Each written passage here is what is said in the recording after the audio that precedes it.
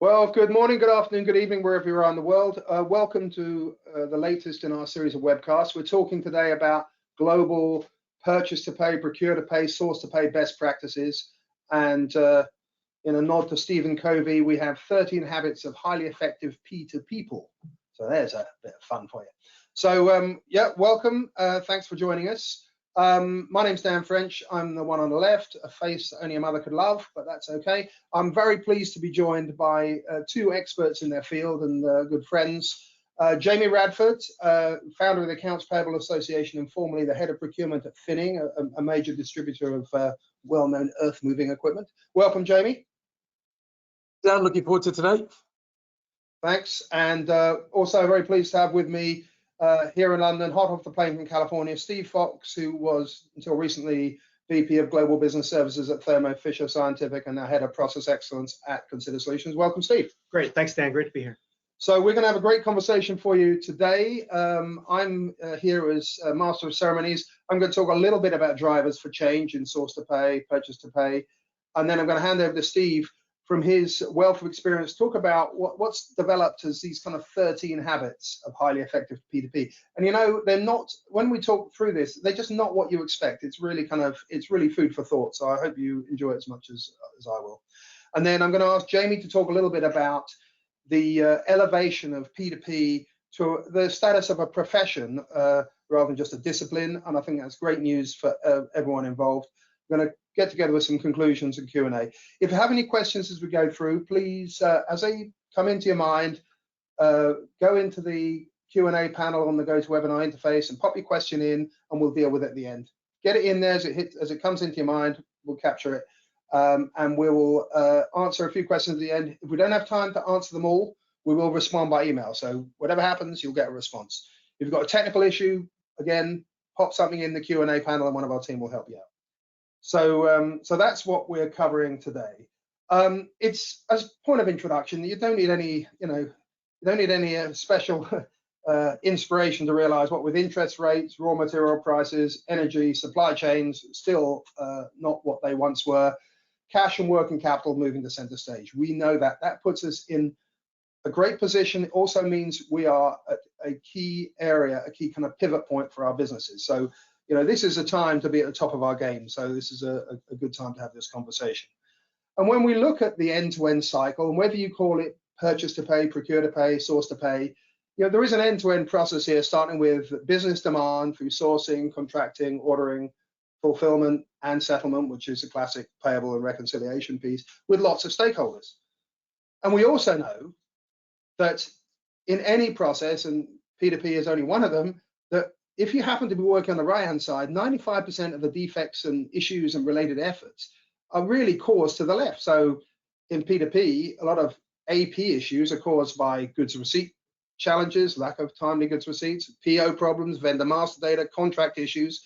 So we know that, and by the way, it's the same in order to cash.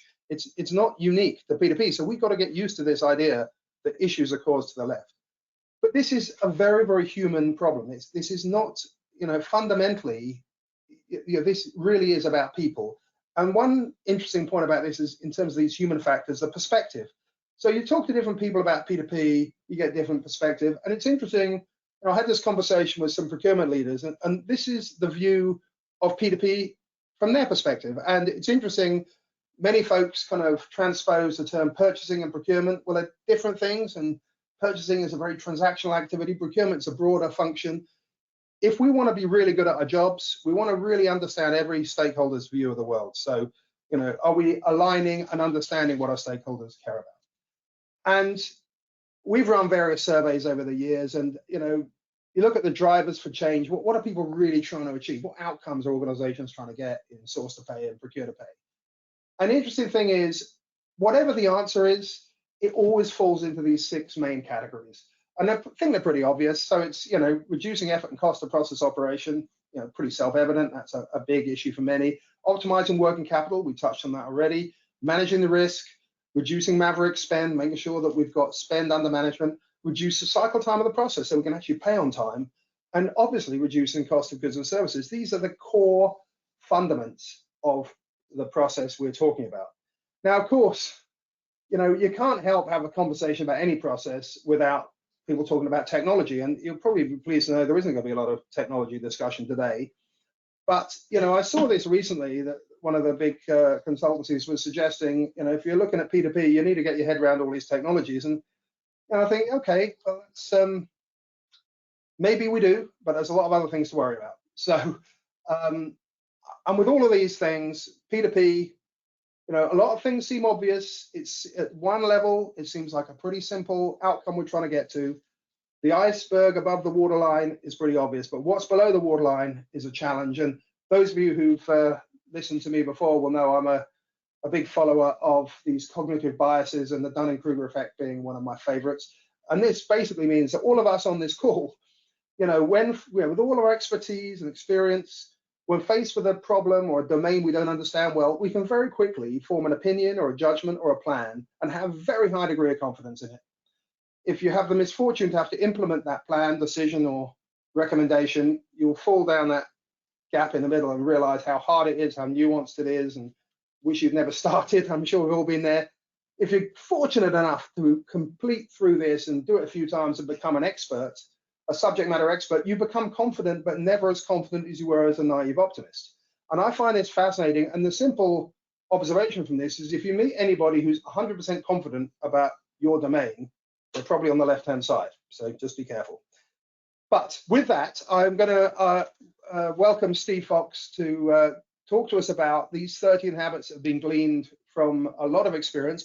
Before I do that, Steve, tell us a little bit about your last role in running GBS. You ran, I think, 6 centers. Tell us, where were they? What's the kind of dynamics of that? Yeah, so just the last operational role is leading global business services for Thermo Fisher Scientific. We had centers in Glasgow, Scotland, Budapest, Sao Paulo, San Jose, Costa Rica, Singapore, and Buffalo, New York. And we were owning and operating and accountable for wide swaths of, if you will, of O2C, P2P, R2R, and hire to retire. So when we talk about global best practices, they really are global. So Yep. You've been okay. Absolutely. Well, thank you very much, Steve. I'm gonna hand over to you and to give us your view around these. Yeah, perfect. So as you can see here, here's the 13, right? I'm gonna spend a minute just giving some highlights on each of these over the next kind of 10 plus minutes. But just to set some context, I think you're gonna see a number of these 13 habits that really center around people and process, technology, data, kind of the things you would expect. But I think one of the things I want to make sure we all keep in mind, and this is kind of a big learning for me over the course of my career, is that there's behavioral aspects to arguably almost every single one of these, and connecting with people and connecting with the right people at the right time on the right things is always a big challenge, but is equally as important as setting up an efficient process with the right technology and the right people using the right data. So just to keep that in mind. So we talk about the first habit here is around end-to-end process thinking, and I know a lot of times this gets used and thrown out very easily, and it's easy to talk end to end without really diving into the next kind of level 2 or 3 or 4 of detail. But I think the big message here that I would send is understanding, right, that silos are out there, and first recognizing that. I mean, awareness is a big part of that, right? And then doing what we can, just very adjacently to our scope, doing what we can to make connections.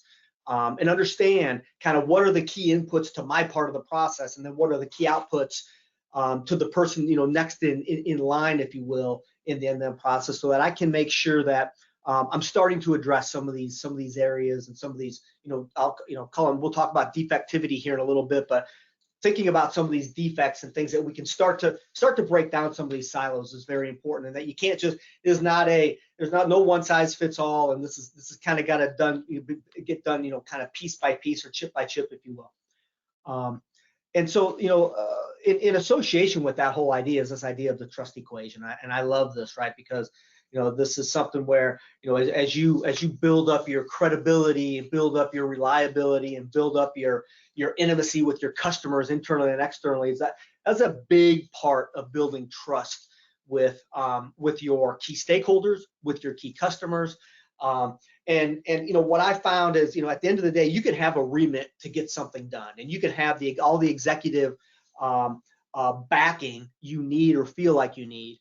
But if you're not connecting and driving credibility and reliability with your customers, with your teams, and with your key stakeholders, very little of that matters. This trust equation is something that, and I would advise, I would suggest you ever get your hands on the Trusted Advisor. It's a great read there on the right. So, and then next, we talked a little bit about obviously end-to-end very briefly, but I think the other thing here to understand, and this touches on the point Dan made on the Dunning-Kruger, as you find people that are on the left, kind of the people who think they kind of know it all without having a lot of experience, is that recognizing that in this case, a P2P process has many journeys and many inputs, many processing options, if you will.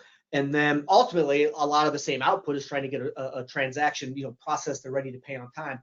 But recognizing that there's many journeys that a transaction can take based off where it starts. And if you just think about the kind of a direct spend, seems to be pretty straightforward and can be easy for people to wrap their head around. But accounts payable, just like order to cash and in a journal entry in R2R, can take on many characteristics and have a different and can and should, by the way, have a different journey.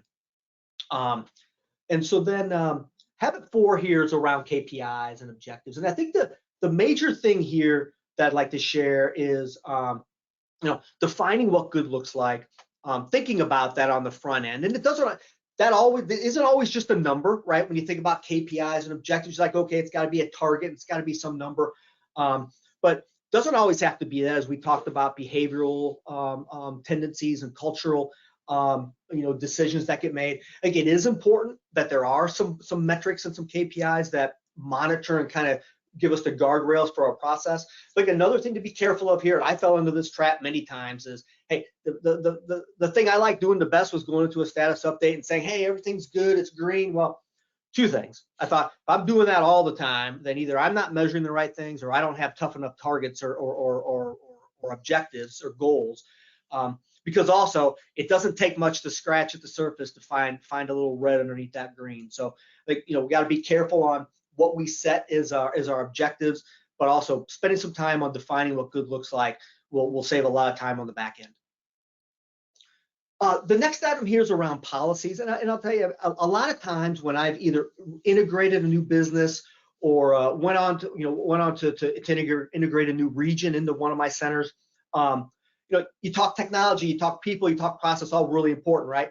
But one of the things that over the course of my career I got better at and learned to do first was understanding what are the policies in place that are non-negotiable, the things that I have to make sure I'm accountable to, and have a process and a technology and people understand these things need to get done. If you think about it in the context of SOX, it's the key controls that are out there. What are those key controls that I know I have to account for?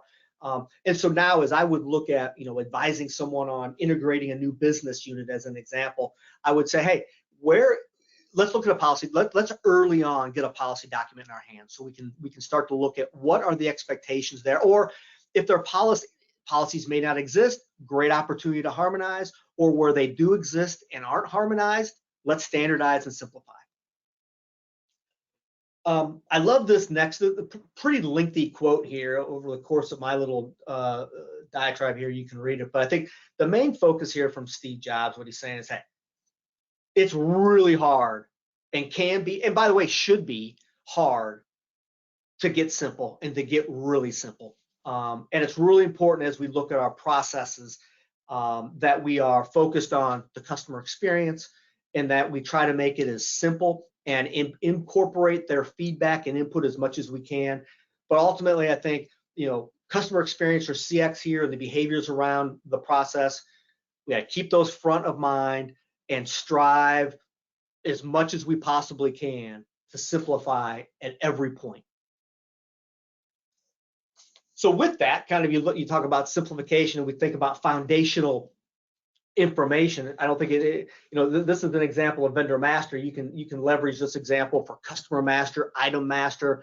I think of company or cost center master data as well. Many times I haven't spent the time I should or needed to on the front end of master data and understanding what are the key components of master data I need to keep my eye on. and looking to standardize. And really, it becomes an exercise of validation and quality assurance, if you will, around master data. And I'll tell you, I can't tell you how many times I've thought about it myself and heard from others. Master data, oh boy, it's such a big task. It's a boil the ocean type of effort that's required. I'm like, well, I get it. You can look at it that way, and you'll never do anything because you just wouldn't. It seems too big. My advice on this and what I've done is you get this down to manageable pieces, and you look at your top 3 components of master data, whatever it is, whatever kind of master data it is, and take those top 3 and let's go try to fix those. And if nothing else, you take one for one BU or one company code and try to fix it. But I will tell you, ignore master data. I've ignored master data at somewhat of my peril and learned the lesson the hard way. So I'd advise you to do better than me. Next is around, I love this quote from Bill Gates around looking at standardizing and harmonizing and eliminating before we digitize. I mean, this is a great quote, basically saying, hey, you throw any automation on top of an inefficient operation, it's just gonna put a spotlight on that and make it even worse. And so I think the key message on habit 8 here is, let's look at the process. Let's look at what we can simplify. Let's look at what we can standardize and harmonize before we go look at a technology solution. At the point you feel good about where your processes are, then have at it, right? Then technology is going to be your best friend, but not until that point in time. And that ties into habit 9 here, which is around variables. And I've talked already quite a bit about harmonization and standardization. That's what habit 9 is all about. Is no matter what process you own or what portion of that process you're looking to harm or to eliminate variables, there's always something there. This is an example around invoice ingestion in the P2P space. The more effective you can be around eliminating the variables, and next we're going to talk about defectivity and eliminating the defects, the better off you're going to find your ability to harmonize, standardize, and then implement smart technology on top of an efficient process. So to talk about, Dan mentioned earlier a little bit about defects and defectivity. This is one of the things I learned over the course of a number of decades. And I tend to focus a lot on my metrics and my KPIs. It's all productivity centric. It was like kind of this idea of do more with less, right? I think you can't get away from that, especially in any sort of a shared service or GBS sort of operation. But what I started to do was incorporate a better balance of defects and looking at the variables, looking at the non-standardized way of things getting done, looking at the inputs to my process and the things that cause me pain, because I wanted to focus on those defects and drive those defects out. And so as I look at my scorecards and my dashboards moving forward, it wasn't just an exercise of saying, hey, here's our productivity metrics. It was looking at productivity metrics, but I also had about 50% of my KPIs were focused on defects and the elimination of those defects and how well we were doing at that.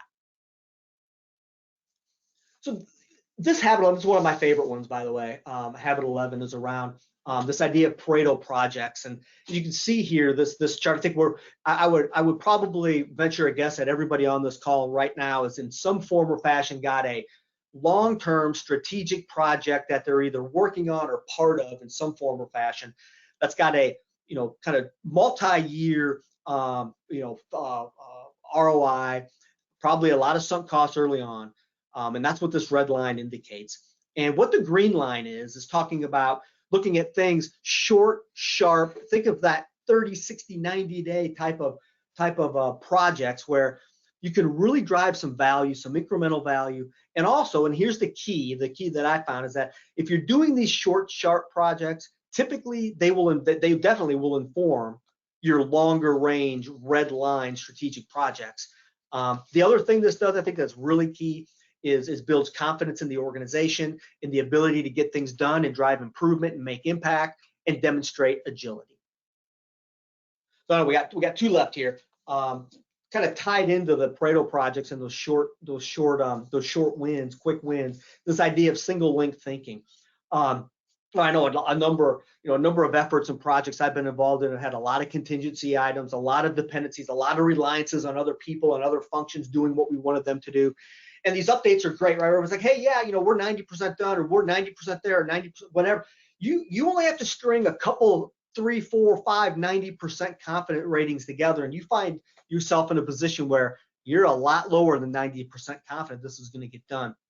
And so it's where this idea of single link kind of comes in, is that if you, and I know not every initiative can have kind of a sequential, this step, then this step, then this step kind of track, but where that is applicable and where it can be done, or it can be done better, single link, let's get this done, then we'll move to the next task. That does get you a lot close to that 100% success rate that we're all looking for.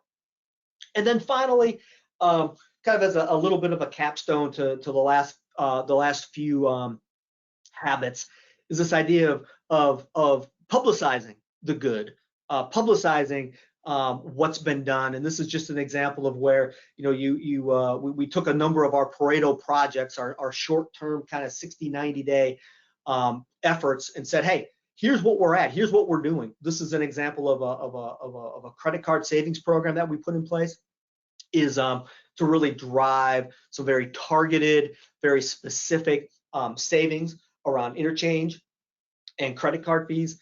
But the idea here is that you can communicate this at a number of different levels for a number of different audiences. Once it's set up, it's quick and relatively painless to do this on a monthly basis. But publicizing these wins and building the confidence and the ability of the team to get things done is critical. So with that, another look at the 13. I'll turn it back to Dan and James. Okay, thanks, Steve. That is, that's a fast run through those 13, but cast your eyes over those.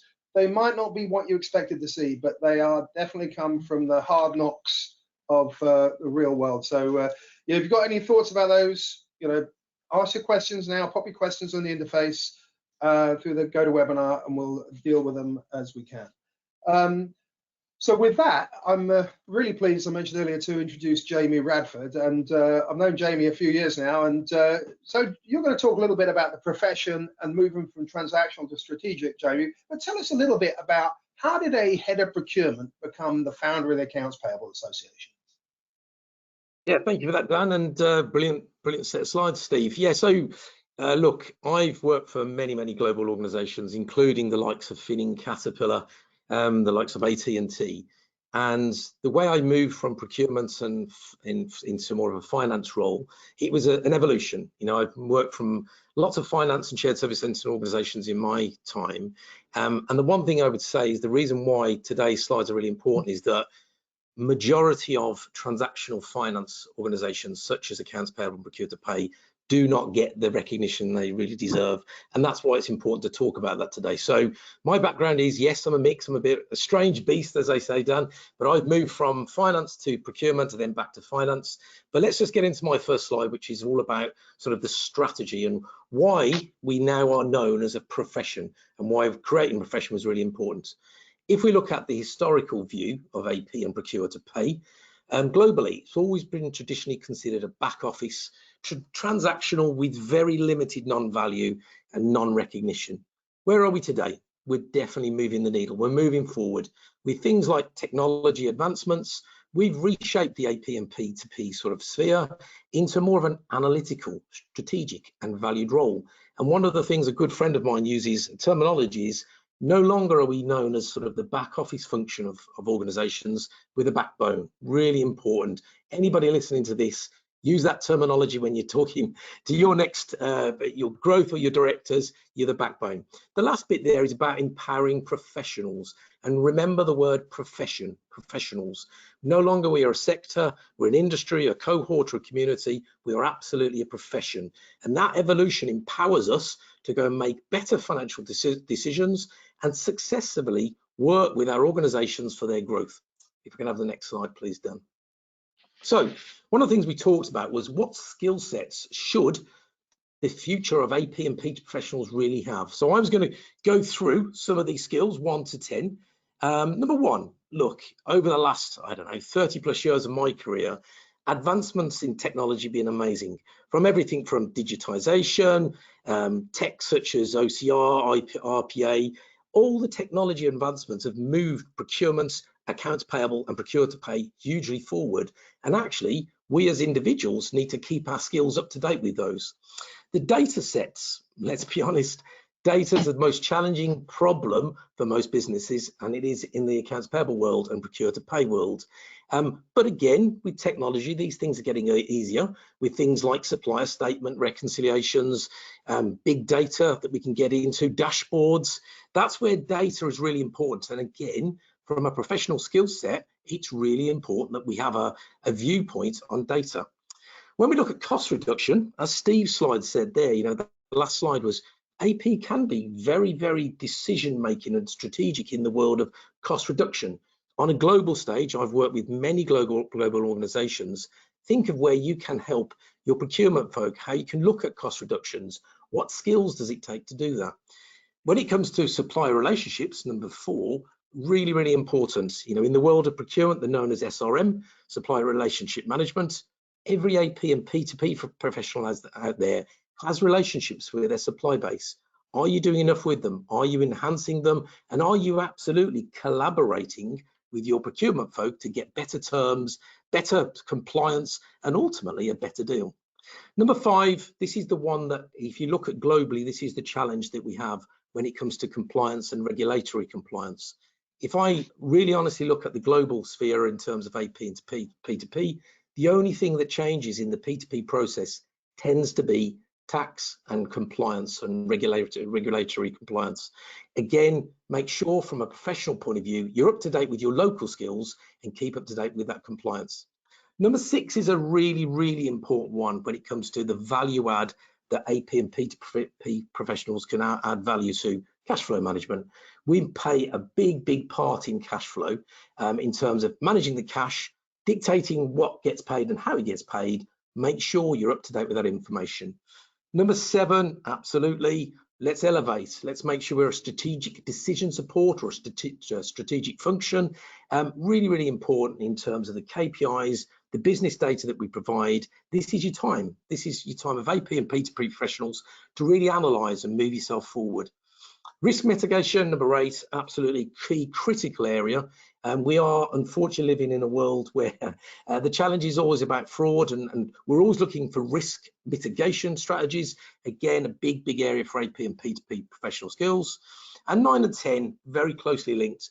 Cross-functional collaboration. My background, AP, finance, procurement, working across transactional areas.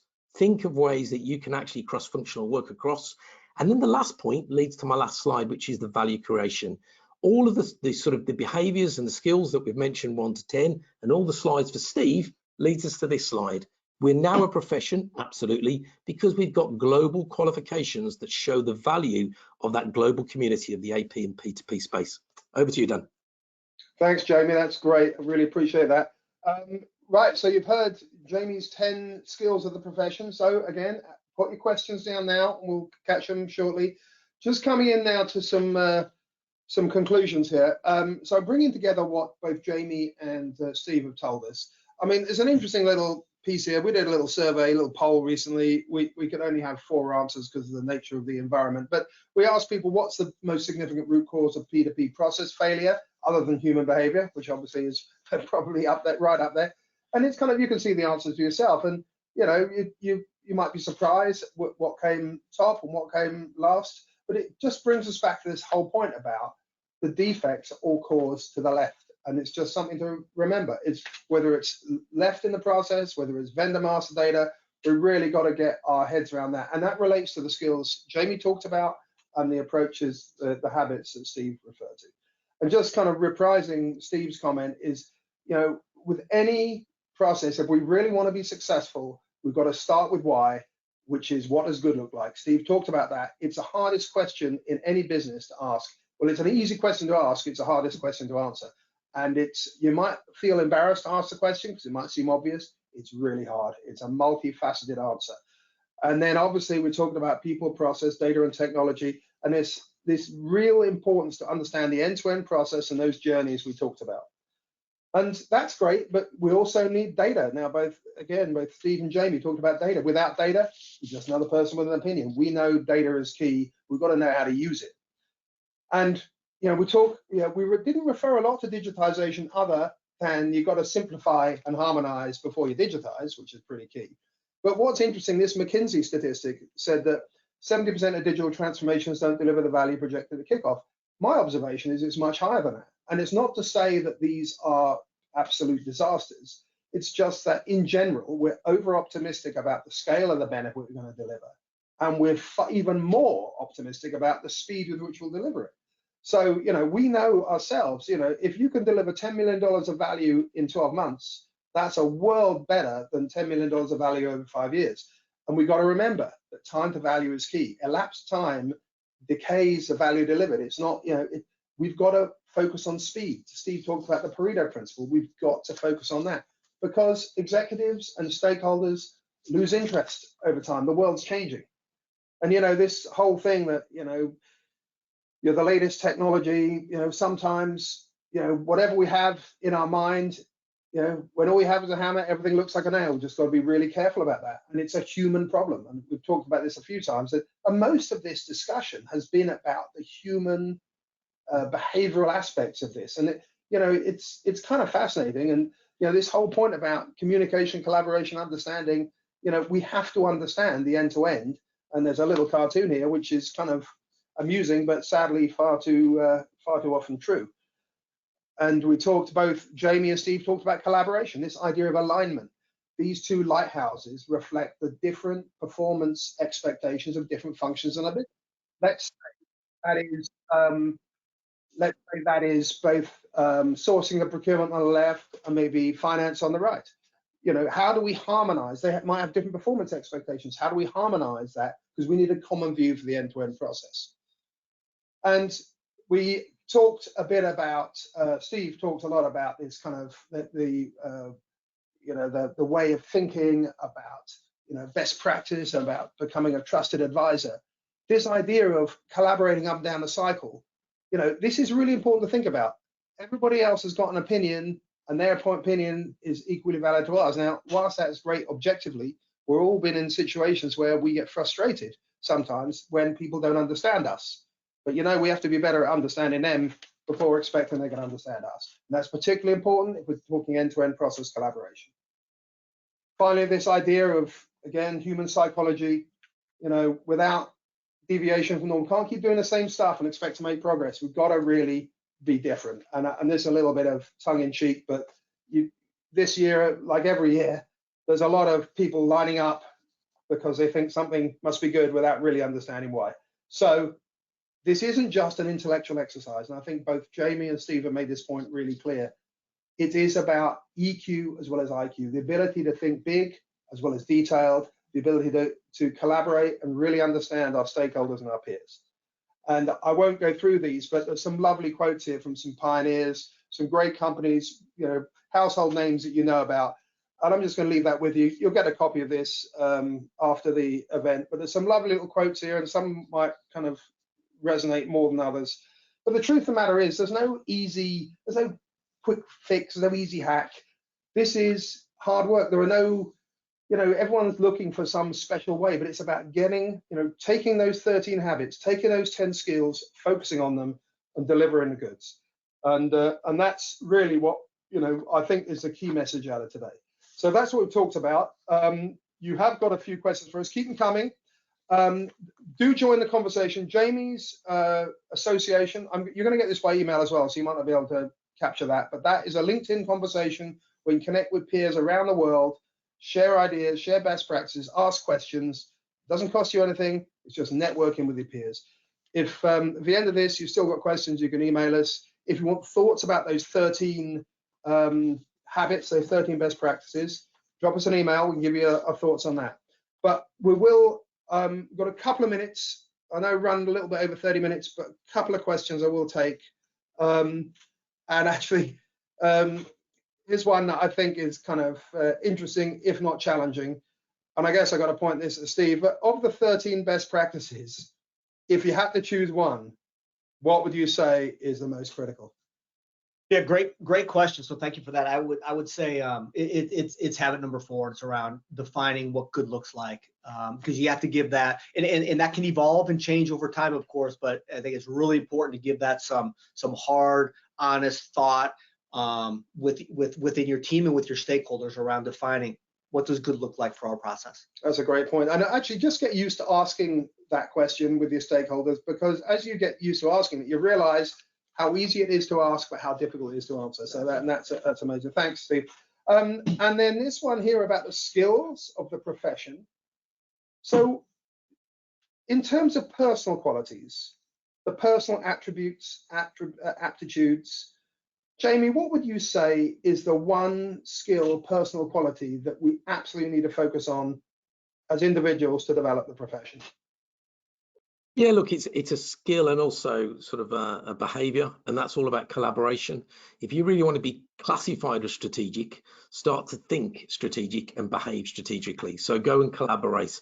I think it was number 9 on the sort of the slide that I had, that, you know, cross-functional collaboration, work with your colleagues and your sort of peers, make sure you're integrating, you're working upwards, you're working through your network, and make sure collaboration and the skill sets that sit around that and the behaviors sit around there are really high on my list for anybody either in AP and procure to pay or starting their career.